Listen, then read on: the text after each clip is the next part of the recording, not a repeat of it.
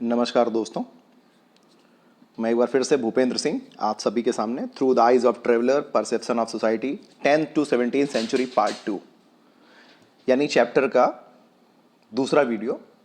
और इसमें बात करने से पहले शुरुआती तौर पर जो हम लोगों ने बात की थी इस चैप्टर में कि एक ट्रेवलर क्या क्या इन्फॉर्मेशन हमें दे सकता है, एक यात्री हमें क्या क्या इन्फॉर्मेशन दे सकता है, और फिर उसमें हमने 3 यात्रियों की बात की। We discussed about the 3 travellers, एक अल-बरूनी जो 11th सेंचुरी में आया, दूसरा इब्न बतूता जो 14th सेंचुरी में आया, and the last one Francois Bernier जो 17th सेंचुरी में आया। ये लोग अलग अलग बैकग्राउंड से आए, अलग अलग जगहों से आए और इन्होंने भारत के बारे में अलग अलग बातें लिखी। पिछले टॉपिक में मैंने बात की थी किताबुल हिंद की, जिसमें 80 चैप्टर्स हैं। Philosophy, religion, festival, astrology, alchemy, customs, social strata, metrology, बहुत सारे विषयों पर उसने लिखा। और ये किताब अरबी लैंग्वेज में। फिर हमने हिंदू शब्द को भी समझने की कोशिश की कि हिंदू एक सांस्कृतिक भौगोलिक परिस्थिति को व्यक्त करता हुआ शब्द है। इसका धर्म के नाम पर धर्म से इसका कोई जुड़ाव नहीं है। और इसके अलावा फिर हमने देखा कि ये कई जगहों पर जा करके ये शब्द धीरे धीरे आज अपने वर्तमान रूप में हिंदू धर्म के लिए प्रयुक्त होने लगा है। अब हम आगे बढ़ते हैं बेटा, और आगे बढ़ते समय हम जिस व्यक्ति को पढ़ने जा रहे हैं उसका नाम है इब्न बतूता। इब्न बतूता जो है एक ट्रेवलर है और ये व्यक्ति मोरक्को से आया है। ये लाइन थोड़ी सी खिंच गई है, हाँ। रेला इन अरेबिक, इब्न बतूता ट्रेवलर है और ये अलग अलग जगहों से आया है। और अब हम यहाँ पे जो बात करने जा रहे हैं वो इसी से रिलेटेड है। An early globe trotter, books of travels called Rihla in Arabic. इसने भी एक बुक लिखी जिसका नाम है रेहला, और ये अरेबियन लैंग्वेज में है। 14th सेंचुरी में ये हिंदुस्तान आया था और यहाँ पर आकर के इसने यहाँ पर सोशल और कल्चरल लाइफ के बारे में, सब कॉन्टिनेंट के बारे में लिखा और बहुत ही ज़्यादा रोचक जानकारियाँ देता है। ही वॉज एन मोरक्कन, ये अफ्रीका में एक कंट्री है मोरक्को, और वहाँ पे एक जगह है Tangier. He was born there, ठीक है। His family was educated and known for शरियाज एक्सपर्टाइज। मोरक्को में जब इसका जन्म हुआ तो इसका परिवार जो था बहुत ही लिटरेट फैमिलीज में था, और ये लोग इस्लामिक लॉ या शरिया में अपनी एक्सपर्टीज़ के लिए जाने जाते थे। और अपनी फैमिली के कस्टम को देखते हुए इब्न बतूता ने बहुत छोटे समय में ही अपनी लिटरेचरी और जो कुरान से रिलेटेड या अरेबिक वर्ड से रिलेटेड बहुत सारी स्टडी की, है ना। He loved travelling and gained experience. इसको बहुत मज़ा आता था घूमने में, बहुत शौकीन था नए नए देशों के बारे में जानना, लोगों के बारे में जानना, और इसने बहुत लंबी लंबी यात्राएं की। This is Ibn Battuta. इसका टाइम पीरियड है 1304 से 1369। बट भारत में ये 1333 में एंट्री करता है और भारत का पहला क्षेत्र है सिंध, जहाँ पे आता है। इसके बारे में अगले वीडियो में बात करने जा रहे हैं। ही सेट ऑफ फॉर इंडिया 1332-33। अपने देश से ये भारत आने के लिए 1332-33 में निकला और सबसे पहले ये मक्का गया। आपको मालूम है आज भी इस्लामिक लोगों के लिए मक्का एक तीर्थ स्थान के जैसा है। देन ये इसके आने का क्रम है। अभी हम एक मैप देखेंगे, उसमें भी हम इन चीज़ों को समझने की कोशिश करेंगे कि ये कहाँ कहाँ से होता हुआ कहाँ कहाँ गया, ये हम देखेंगे। सबसे पहले ये सीरिया गया, ठीक है, और सीरिया से होता हुआ फिर ये इराक, फारस या पर्शिया, यमन, ओमान और ईस्ट अफ्रीका के भी कुछ ट्रेडिंग पोर्ट्स पे गया। ये trading ports on the coast of East Africa. इसके बाद ये जमीनी यात्रा करता हुआ सिंध पहुंचा। ओवरलैंड सेंट्रल एशिया से होता हुआ ये, मध्य एशिया के रास्ते होता हुआ ये 1333 में सिंध पहुंचता है जमीनी रास्ते से। ही हर्ड अबाउट मोहम्मद बिन तुगलक। यहां पर जब सिंध पहुंचता है, सिंध आज पाकिस्तान में है और हमारे जनगण मन में आज भी सिंध क्षेत्र का नाम लिया जाता है। Geographically Sindh is the part of India. उसने भारत का जो उस समय सुल्तान था मोहम्मद बिन तुगलक, इसको पढ़ा लिखा पागल भी कहते थे, क्योंकि अपने समय के जितने भी सल्तनत पीरियड के रूलर हुए उसमें सबसे ज़्यादा पढ़ा लिखा था। और what ever the plans he made they were ahead of the time. जो उसने योजनाएं बनाई वो समय से बहुत आगे थी। शायद इसीलिए मोहम्मद बिन तुगलक को पढ़ा लिखा पागल कहा जाता है, क्योंकि उसने जो योजनाएं बनाई वो उस समय के लोगों को उस वक्त समझ में नहीं आई। He is a sultan of Delhi. He was a great patron of arts and letters. इसका मतलब ये लोगों की, मतलब जो कलाकार लोग होते थे, विद्वान लोग होते थे, उनको फाइनेंशियली हेल्प करता था और उनको अपने यहाँ रखता था। कला और साहित्य का बहुत बड़ा पैटर्न यानी संरक्षक था। He set off for Delhi passing through Multan and Uch. ये मुल्तान और उच्च होता हुआ, ये दोनों जगह समय पाकिस्तान में है। ये वहां से यहां भारत पहुंचता है, और जब ये भारत पहुंचता है तो जब यहां पे आता है सुल्तान इसकी बातें सुनता है और सुल्तान इससे बहुत अट्रैक्ट हो जाता है, और यहां पर आते ही इसको दिल्ली का काजी बना दिया जाता है। इस्लामिक वर्ड में काजी का मतलब होता है जस्टिस, जज, है ना। दिल्ली का काजी बन जाता है। आप सोचिए, आप यहां से अमेरिका गए और वहां आपको एक जिले का काजी बना दिया जाए, सोचिए, है ना। फिर अचानक चूंकि ये कोर्ट में आ जाता है, उसके दरबार में आ जाता है और वहां पर कई वर्षों तक रहता है। फिर कोर्ट में इसके खिलाफ बहुत सारे षड्यंत्र होते हैं, कॉन्स्पिरेसी होती है, और सुल्तान को डाउट हो जाता है कि ये हमारे साथ सही नहीं कर रहा है, तो सुल्तान इसको उठा के जेल में डाल देता है, ठीक है। बाद में फिर कुछ समय के बाद सुल्तान को पता चलता है कि नहीं, मोहम्मद इब्न बतूता सही था, गलत नहीं था, लोगों ने उसको फंसाने के लिए ऐसा किया। इसको वापस जेल से निकाला जाता है, फिर से काजी बना दिया जाता है। इसके साथ एक थोड़ा सा नाटकीय घटनाक्रम हो रहा है ना। His confusion, Sultan made him free and restored his service, यानी इसकी सर्विसेज को फिर से लौटा दी जाती है। Then he was order to proceed to China, तब उसे कहा जाता है कि अब तुम चीन जाओ, एज द सुल्तान से एनवॉय टू मंगोल रूलर, और सुल्तान के मैसेंजर की तरह जाके मंगोल रूलर से मिलो, है ना, दूत के रूप में जाओ। ये वहां से चल पड़ता है। अब ये इसके आने का क्रम है कि सेंट्रल इंडिया से होता हुआ ये मालाबार कोस्ट, आज के जो केरल का एरिया, वहां जाता है, वहां से मालदीव्स जाता है। मालदीव एक छोटा सा देश है इंडिया के नीचे, और वहां पर 18 महीने काजी के रूप में सर्विस करता है। 18 महीने का मतलब लगभग 1.5 साल। वहां से वापस ये श्रीलंका आता है, श्रीलंका से फिर केरल में मालाबार कोस्ट जाता है, मालाबार कोस्ट से फिर से मालदीव जाता है, यानी मालाबार कोस्ट और मालदीव की यात्रा 2 बार हो जाती है। फिर उसके बाद ये बंगाल पहुंचता है सीधे, वहां से आसाम जाता है, तब बांग्लादेश नहीं है तो बंगाल और आसाम बस 2 ही हैं, और वहां से शिप लेता है और सुमात्रा जाता है। सुमात्रा एक आइलैंड है बेटा, जो आज के इंडोनेशिया में है। सुमात्रा जब पहुंच जाता है, वहां के लोगों से इंटरेक्ट करता है, वहां से शिप लेता है, और शिप से कहां चला जाता है, ये पहुंच जाता है चाइना के पोर्ट टाउन, है ना। और चाइना के पोर्ट टाउन जिसका नाम जैतून है, और जिसको आज आप क्वांगजाऊ कहते हैं, ठीक है। इसके बाद ये व्यापक रूप से चीन की यात्रा करता है, चीन में बहुत सारे एरियाज में जाके घूमता है, और ये चीन की कैपिटल जो आज है बीजिंग, वहां भी पहुंचता है। बीजिंग पहुंचने के बाद ज्यादा समय वहां नहीं रुकता, चाइना तो खूब घूमता है लेकिन बीजिंग में ज्यादा समय नहीं रुकता। वहां से 1347 में वापस अपने घर आने का निश्चय करता है, और चीन के विषय में उसने जो डिटेल्स लिखे थे वो 13th सेंचुरी में वेनिस से एक और जो है वो आया था, मार्को पोलो नाम था। His account compared with Marco Polo, who also visited China and India from his home base Venice in late 13th century. Late 13th century का मतलब 1300 खत्म होते समय, मतलब 1201 से 1300 आपका हो गया 13th सेंचुरी। लेट का मतलब 1290 के आसपास, ठीक है ना। तो उसने जो भी चाइना के बारे में लिखा, जो भी इंडिया के बारे में लिखा, और फिर उसके बाद इब्न बतूता ने जाके उस चीज को रिकॉर्ड किया, तो दोनों को कंपेयर किया गया ताकि अरब वर्ल्ड के लोग जान सकें कि चीन में किस तरह से लोग बिहेव करते हैं, जिनके लोगों का नेचर क्या है, वैल्यू क्या है, इस तरह से, है ना। अच्छा, इसके बाद ही मेटिकुलसली रिकॉर्डेड हिज ऑब्जर्वेशन, अपने ऑब्जर्वेशंस को उसने रिकॉर्ड किया about new cultures, new kind of people he met, and the belief and the values of that particular area, है ना। हमें ध्यान में रखना होगा कि ये जो विश्व यात्री है, ये जो विश्व यात्री में इसी पूरी दुनिया की यात्रा पर निकला है ना। ये 14th सेंचुरी में ट्रेवल कर रहा है, जब आज की कंपैरिजन में आप समझ सकते हैं कितना कठिन रहा होगा, है ना। बहुत मुश्किल रही होंगी यात्राएं, आज की तुलना में बहुत कठिन था और जोखिम भरा था, है ना। कभी भी कुछ भी रास्ते में हो सकता था। अब इसमें कुछ एक डाटा दिया गया है कि कहां से कहां पहुंचने में कितना समय लगता था। तो सिंपल सा एक है कि मुल्तान से अगर आपको दिल्ली आना हो तो 40 दिन लगते थे, बिकॉज दे ट्रेवल्ड इन कारवां, है ना, not that kind of a train, समझौता एक्सप्रेस जो भारत पाकिस्तान के बीच में चलती, इस तरह की ट्रेन, बसेज, ये सब नहीं था, है ना। तो that was the travel on horse और ऑन कैमल और ऑन फुट इन द कारवां। तो 50 डेज का टाइम लगता था सिंध से दिल्ली पहुंचने में, 40 डेज लगते थे दौलताबाद से दिल्ली पहुंचने में। दौलताबाद साउथ इंडिया में देवगिरी के नाम से जाना जाता था, लेकिन जब मोहम्मद तुगलक ने साउथ इंडिया पे हमला किया तो इस जगह का नाम देवगिरी से क्या कर दिया, दौलताबाद कर दिया।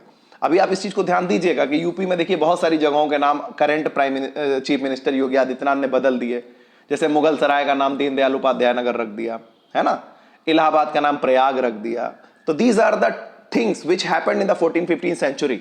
देवगिरी नाम है जहां पे देवताओं का पर्वत है, उसका नाम बदल के रख दिया गया दौलताबाद।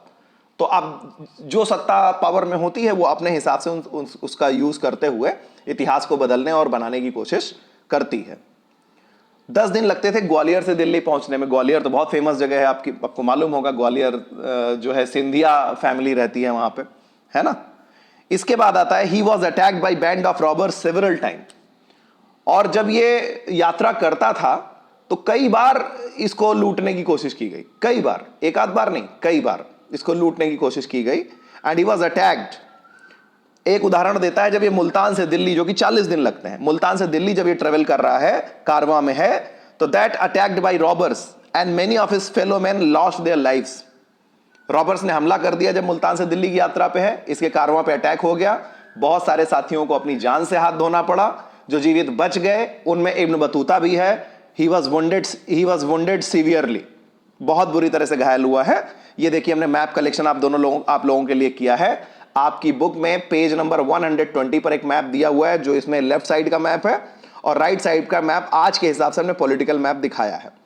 तो जो इसका मैप का नाम है वो है Afghanistan, Sindh and Punjab and the travelling place of Ibn Battuta, ठीक है ना। तो यहां पर इब्न बतूता किस तरफ से किस तरफ आ रहा है आपको ये देखना है। तो आप देखिए अफगानिस्तान आज मैप में आपको दिख रहा है, पाकिस्तान के ठीक लेफ्ट साइड वाला एरिया अफगानिस्तान है और राइट साइड वाला एरिया इंडिया है ना। और राइट साइड में ग्रीन में बांग्लादेश दिख रहा है आपको। आप सोचिए इतना बड़ा हमारा भारत था, एक समय था जब हमारा भारत अफगानिस्तान से लेकर के आज के म्यांमार से पहले तक था। This was the greater India, Indian सब कॉन्टिनेंट। तो वो अफगानिस्तान से चल रहा है। बाक, काबुल, गजनी आता है, क्योंकि उसको पकड़ के कहां लाया, गजनी आता है अफगानिस्तान के पास, और वहां से पाकिस्तान में जो सिंध प्लेस है वहां पर आता है। सिंध से वो मुल्तान जाता है, मुल्तान से अजुदाहन जाता है, अबोहर जाता है, सरस्वती, हांसी और दिल्ली। इस तरह से ट्रेवल करते हुए वो भारत का सफर करता है। और दिल्ली में उसकी मुलाकात किससे हो रही है? मोहम्मद तुगलक से हो रही है। मोहम्मद तुगलक क्या कर रहा है? काजी बना रहा है, जेल में डाल रहा है, फिर काजी बना रहा है, फिर अपना मैसेंजर बना के कहां भेज रहा है? चाइना भेज रहा है। चाइना जब जा रहा है तो वहां पे किससे उसका कंपैरिजन हो रहा है? उसका कंपैरिजन मार्को पोलो से हो रहा है, जो उससे 100 ईयर्स पहले हिंदुस्तान, चाइना और इंडिया आया था, और उसके बाद वापस वो अपने देश चला जा रहा है। He travelled many places through north Africa, west Asia and part of central Asia. इन जगहों पर वो जाता है। शायद रशिया भी गया, इंडियन सब कॉन्टिनेंट और चाइना तो आया ही। तो उसने क्या किया, व्हेन रिटर्न टू मोरक्को, जब ये मोरक्को गया और वहां पे जो उस समय का लोकल रूलर था, that person issued instructions that his stories be recorded, कि उसकी स्टोरीज को रिकॉर्ड किया जाए। इससे रिलेटेड एक सोर्स 3 है पेज 121 पे, कि इब्न बतूता ने बताया कि उसको राजा से ऑर्डर मिला कि वो अपनी यात्रा में जो शहर उसने देखे हैं, जो उसकी मेमोरी में बैठ गई हैं, कुछ ऐसी इवेंट्स हुई हैं रास्ते में, वो रिकॉर्ड करवाए, है ना। और जिन देशों के राजाओं से मिला, जैसे हिंदुस्तान आया तो मोहम्मद बिन तुगलक से मिला, उसी तरीके से मालदीव्स गया होगा जहां उसे काजी बनाया गया, वहां पे जाके किसी से मिला। केरल गया होगा, वहां कोई और रहा होगा। चाइना पहुंचा होगा, वहां कोई और रहा होगा, है ना। और उस समय के जितने लिटरेचर के लोग हैं, जो अच्छे स्कॉलर्स हैं, जिनसे उसने मुलाकात की।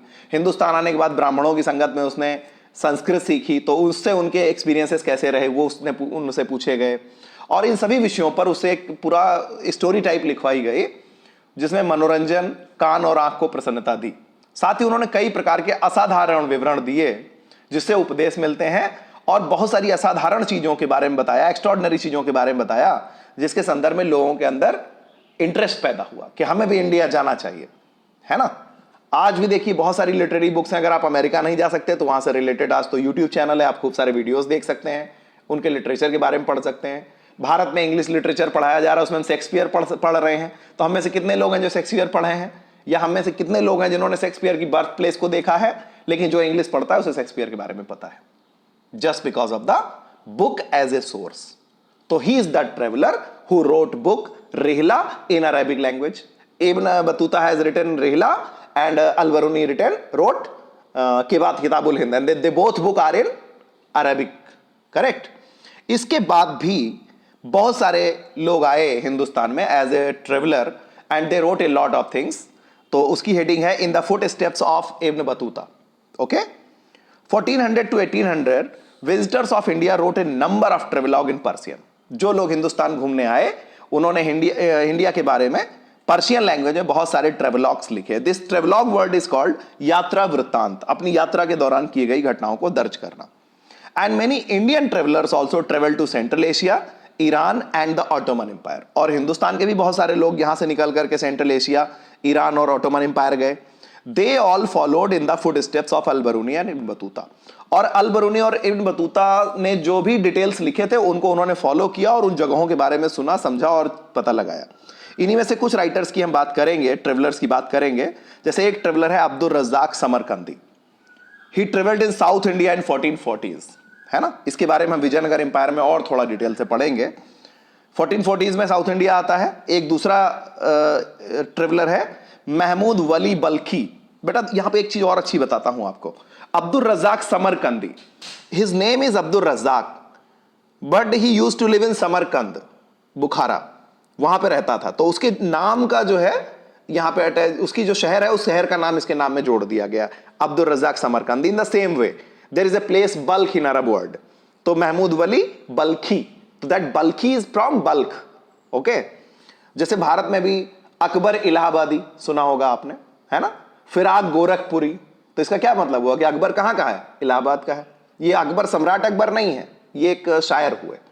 और उसके बाद फिराक गोरखपुरी, फिराक बहुत अच्छा लिखते थे, कहां के थे, गोरखपुर के थे, है ना। तो इस तरह से लोग अपने शहर का नाम अपने नाम के साथ अटैच कर लेते हैं। तो Mahmud Ali Wali Balkhi travelled in 1620s, became a sort of sanyasi for a time. ये तो यहाँ पे आके सन्यासी ही हो गया कुछ समय के लिए, क्योंकि भारत में सन्यासियों का बहुत ज्यादा, भारत एक आध्यात्मिक भूमि है। यहाँ पे आने वाले व्यक्ति जो हल्का सा भी चिंतन मनन करते हैं उनको आगे चल करके बहुत फायदा होता है। एक और है शेख अली हाजी, नॉर्थ इंडिया में आया, 1740s में आया, यानी जब अंग्रेजों ने भारत में पहली बैटल लड़ी, द बैटल ऑफ प्लासी, उससे 17 साल पहले आया। ही डिसगस्टेड विद इंडिया, ये व्यक्ति था जिसने भारत को घृणा की नजर से देखा। क्यों देखा, where they expected to receive red carpet treatment. इसको लगा जैसे इब्न बतूता आया था, आते ही मोहम्मद तुगलक ने उसको दिल्ली का काजी बना दिया, सारी फैसिलिटीज मिल गई, तो इसने वहां पे इमेजिन किया होगा हम भी जाएंगे तो हमें ऐसा फायदा मिलेगा। इसको नहीं मिला तो इसने इंडिया को डिस्गस्ट करना शुरू किया कि इंडिया बदल गया। पुराने लोग आते थे, बहुत सेवा होती थी, हमारा तो कोई किसी ने हमको कुछ पूछा ही नहीं। Most of them saw India as a land of wonders. जितने लोग आए उसमें 90% लोगों ने इंडिया को लैंड ऑफ वंडर्स के रूप में देखा। अब हम आते हैं अपने इस चैप्टर के तीसरे व्यक्ति के बारे में, फ्रैंकोइस बर्नियर। इसके बारे में नोट निकले के लिए आता है, 2 नंबर में भी आता है, 4 नंबर में। तो हमने स्पेसिफिक पॉइंट्स डाले, आप देख लीजिए। A doctor with a difference, he was A doctor but he had a knowledge of lot of things, such as he was a Frenchman, we know all well. He is a doctor, he is a political philosopher, he is a historian also. Francois Bernier having a lot of quality, that's why he said a doctor with a difference. इसने एक book लिखी है बेटा, Bernier की book का नाम है travel in the Mughal Empire. Francois Bernier की एक्चुअल बुक है जिसमें इसने मुगल एम्पायर के बारे में लिखा है। और यह आ कब रहा है, जब अकबर मर चुका है और उसके बाद अकबर के बाद शाहजहां का शासन है और शाहजहां के बच्चे हैं दारा सिकोह औरंगजेब, है ना। अब यहां पर इसके बारे में से देखते हैं। पुर्तगीज हिंदुस्तान में 1500 के अप्रॉक्स आए। ऐसा क्यों कहा जाता है, क्योंकि पहला पुर्तगाली जो यात्री हिंदुस्तान आया उसका नाम था Vasco da Gama, and he came here in 1498। केवल 2 साल बढ़ा के उन्होंने 1500 कर दिया है। They wrote detailed account about Indian custom and religious practices. और जो ये पुर्तगीज आए उन्होंने भारत के रीति रिवाज और धार्मिक प्रथाओं के बारे में डिटेल में लिखा। जैसे कि एक है जेसुइट रॉबर्टो नोबिली, है ना। इन्होंने क्या किया, इंडिया के जो टेक्स्ट थे, बड़े टेक्स्ट थे, उनको यूरोपियन लैंग्वेज में ट्रांसलेट कर दिया। फिर आते हैं दुआर्ते बारबोसा। ये कौन है, ये साउथ इंडिया में व्यापार और समाज का एक बहुत डिटेल विवरण लिखा है ना। He wrote a detailed account of trade and society in South India. After 1600 these kind of European companies came to India. Dutch, English and French travelers started coming to India. अब एक और आता है, French traveller नहीं है, ये एक jeweller है ना। और जब ये यहां पर पहुंचता है तो देखता है कि कम से कम 6 बार ये भारत की यात्रा करता है। ये जौहरी है ना, 6 बार ये भारत की यात्रा करता है और यहाँ की जो ट्रेडिशनल सिचुएशंस हैं उनसे बहुत इंप्रेस होता है और भारत की कंपैरिजन करता है किससे, ईरान से और ऑटोमन एम्पायर से। Compared India to Iran and the Ottoman Empire, है ना। और जितने लोग भी यहां पर यूरोप से आए उसमें ज्यादातर तो लोग तो इंडिया में सेटल हो गए। जैसे कि एक इटली का डॉक्टर था, हिज नेम वाज मनुची। कुछ लोग इसको मनुकी भी बोलते हैं क्योंकि स्पेलिंग डबल सी आई है, तो आप इसको की भी बोल सकते हो, है ना। मनुची भी ठीक है, मनुकी भी ठीक है, कुछ किताबों में मिलता है। अच्छा, अब हम बात कर रहे हैं अपने उस व्यक्ति की जिसकी हम बात करने जा रहे हैं। तो पहले तो वही पॉइंट्स आ गए, फ्रेंच मैन है, डॉक्टर है, पॉलिटिकल फिलोसफर है, हिस्टोरियन है। अब शुरू होता है, he came to Mughal empire in search of opportunities. वो यहां क्यों आया था? अपॉर्चुनिटीज की तलाश में आया था कि कुछ पैसा मिलेगा, कुछ पावर मिलेगा। और यहां पर ये 12 साल रहता है, 1656 से लेकर के 1668 तक। Remained the physician to prince Dara Shikoh, यानी दारा शिकोह का डॉक्टर बन के रहता है यहां पर, है ना। नजदीकी रूप से मुगल कोर्ट से जुड़ा रहा और शाहजहां के बड़े बेटे का डॉक्टर बन के रहा। बाद में जब दारा शिकोह हट गया और औरंगजेब जो है किंगडम में आ गया, पावर में आ गया, तो इसने आर्मीनिया का एक अमीर था, अमीर मतलब जो मुगल एम्पेरर्स होते थे उनके जो बड़े बड़े ऑफिशियल्स होते थे उनको अमीर कहा जाता था। एक्चुअल में अमीर का मतलब होता है अहले शमशीर, यानी तलवार का जो धनी आदमी है, शमशीर माने तलवार, जो तलवार का धनी आदमी है उसे कहते हैं अमीर। और जो अहले कलम है यानी कलम का धनी है उसे बोलते हैं उलेमा। Ulema means scholar in Islamic word. तो ये तलवार का धनी है, ये मतलब सिपह सलार है, एक ऑफिसर है, आर्मी ऑफिसर है, तो इसके लिए वर्ड यूज हुआ अमीर। ये कहां, इसका बेसिक ओरिजिन कहां से है? आर्मीनिया से। इसका नाम है दानिशमंद खान। क्या नाम है इसका? दानिशमंद खान। रेड में हमने ब्लॉक किया हुआ है, an Armenian noble at the Mughal court. और ये था आज तक के लिए। अब हम धीरे धीरे इनके बारे में डिटेल पढ़ेंगे। अभी हमने तीनों ट्रेवलर्स की थोड़ी थोड़ी हिस्ट्री जान ली, उनकी बुक्स जान ली, उनके डिटेल जान लिए, उनको कितना नॉलेज था, वो कहां से आए थे, हिंदुस्तान क्यों आए थे। अब उन लोगों ने इंडिया में डिटेल में जो चीजें लिखी उनकी कुछ बातों की प्रायोजित कल्पना हम करेंगे। तो अगले एपिसोड में हम इस बारे में डिस्कस करेंगे बेटे डिटेल से। अगर कोई भी क्वेश्चन आपके दिमाग में है तो प्लीज उसको कमेंट बॉक्स में लिखिए, और मेरा वीडियो कैसा लगा इस पर कमेंट जरूर दें ताकि मैं समझ सकूं कि मैं जो मेहनत कर रहा हूं वाकई में सार्थक हो रही है कि नहीं। Thank you very much. Thank you all.